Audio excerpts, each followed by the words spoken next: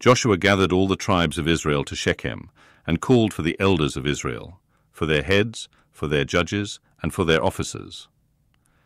And they presented themselves before God. Joshua said to all the people, Yahweh, the God of Israel, says, Your fathers lived of old time beyond the river, even Terah, the father of Abraham and the father of Nahor.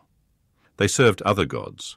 I took your father Abraham from beyond the river, and led him throughout all the land of Canaan, and multiplied his offspring, and gave him Isaac. I gave to Isaac Jacob and Esau, and I gave to Esau Mount Seir to possess it. Jacob and his children went down into Egypt. I sent Moses and Aaron, and I plagued Egypt, according to that which I did among them. And afterward I brought you out. I brought your fathers out of Egypt, and you came to the sea. The Egyptians pursued your fathers with chariots, and with horsemen to the Red Sea. When they cried out to Yahweh, he put darkness between you and the Egyptians, and brought the sea on them, and covered them. And your eyes saw what I did in Egypt. You lived in the wilderness many days. I brought you into the land of the Amorites, that lived beyond the Jordan. They fought with you, and I gave them into your hand.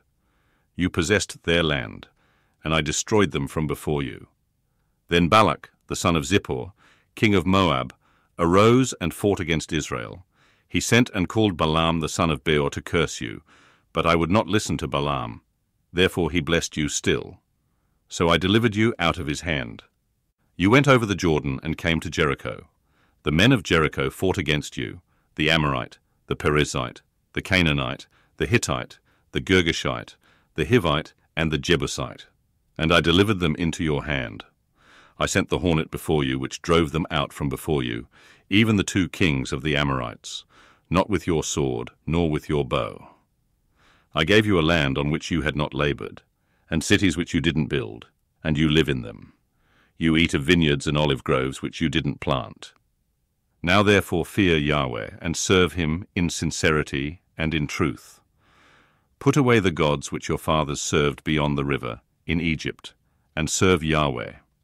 If it seems evil to you to serve Yahweh, choose today whom you will serve, whether the gods which your fathers served that were beyond the river, or the gods of the Amorites, in whose land you dwell. But as for me and my house, we will serve Yahweh. The people answered, Far be it from us that we should forsake Yahweh, to serve other gods. For it is Yahweh our God, who brought us and our fathers up out of the land of Egypt, from the house of bondage, and who did those great signs in our sight, and preserved us in all the way in which we went, and among all the peoples through the middle of whom we passed. Yahweh drove out from before us all the peoples, even the Amorites who lived in the land. Therefore we also will serve Yahweh, for he is our God. Joshua said to the people, You can't serve Yahweh, for he is a holy God. He is a jealous God. He will not forgive your disobedience nor your sins. If you forsake Yahweh and serve foreign gods, then he will turn and do you evil and consume you, after he has done you good. The people said to Joshua, No, but we will serve Yahweh. Joshua said to the people, You are witnesses against yourselves that you have chosen Yahweh yourselves to serve him. They said, We are witnesses. Now therefore put away the foreign gods which are among you, and incline your heart to Yahweh, the God of Israel. The people said to Joshua, We will serve Yahweh our God, and we will listen to his voice. So Joshua made a covenant with the people that day, and made for them a statute and an ordinance in Shechem. Joshua wrote these words in the book of the law of God, and he took a great stone, and set it up there under the oak that was by the sanctuary of Yahweh. Joshua said to all the people, Behold, this stone shall be a witness against us, for it has heard all Yahweh's words which he spoke to us. It shall be therefore a witness against you, lest you deny your God. So Joshua sent the people away, each to his own inheritance. After these things, Joshua the son of Nun, the servant of Yahweh, died, being 110 years old. They buried him in the border of his inheritance in Timnath-Serah, which is in the hill country of Ephraim, on the north of the mountain of Gaash.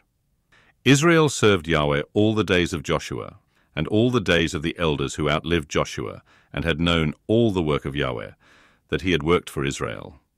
They buried the bones of Joseph, which the children of Israel brought up out of Egypt, in Shechem, in the parcel of ground which Jacob bought from the sons of Hamor, the father of Shechem, for 100 pieces of silver. They became the inheritance of the children of Joseph. Eleazar the son of Aaron died.